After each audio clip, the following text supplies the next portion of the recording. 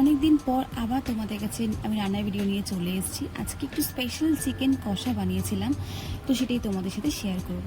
আমি চিকেনটাকে এখানে ভালো করে ধুয়ে নিয়েছি, তার মধ্যে হলুদ গুঁড়ো, লঙ্কা গুঁড়ো, জিরে গুঁড়ো, ধনে গুঁড়ো, আদা বাটা, রসুন বাটা, নুন এবং সামান্য একটু রিফাইন তেল দিয়ে 30 মিনিটের মধ্যে মেখে রেখেছিলাম। আর চিকেন মশলা দিয়েছিলাম, কিন্তু সেটা পরে দিয়েছিলাম, তোমরা সেটা দেখে নিতে পারবে পরে।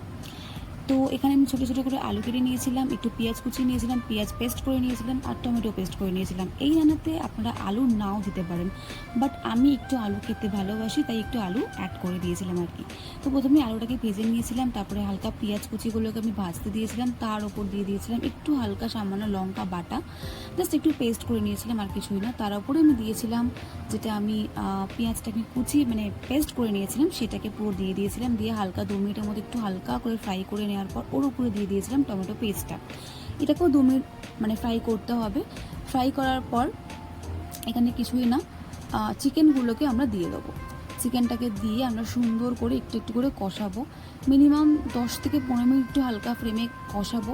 কষিয়ে নেওয়ার পরে আমি এখানে টক দই ফাটিয়ে রেখেছিলাম, সেই টক দইটাকে আমি একটুখানি দিয়ে দিলাম।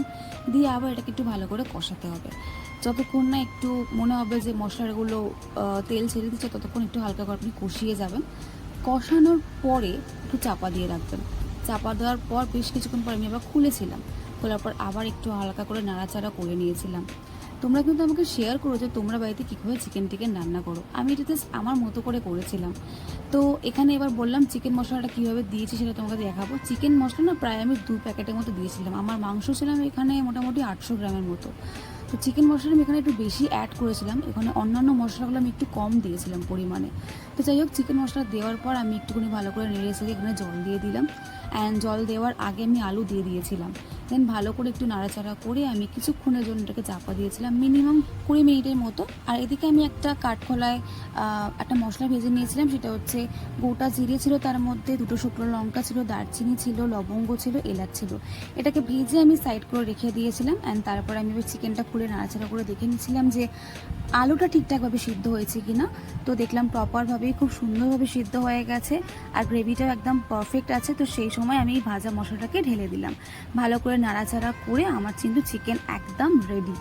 আপনারাও কিন্তু আমাকে ডেফিনেটলি শেয়ার করবেন যে আমার এই চিকেন কষাটা আপনাদের কেমন লাগলো, আর আপনারাও বাড়িতে কীভাবে রান্না করেন সেটাও আমাকে ডেফিনেটলি জানাবেন। এই চিকেনটা আপনারা ভাতের সাথে, লুচি, পরোটা সমস্ত কিছুর সাথে খেতে পারবেন। খুব ভালো হয়েছিল, খুব টেস্টি হয়েছিল। তো আজকের মতো ভিডিওটা এখানেই শেষ করছি, দেখা হবে নেক্সট ভিডিওতে। সবাই ভালো থেকো, টাটা, বাই বাই।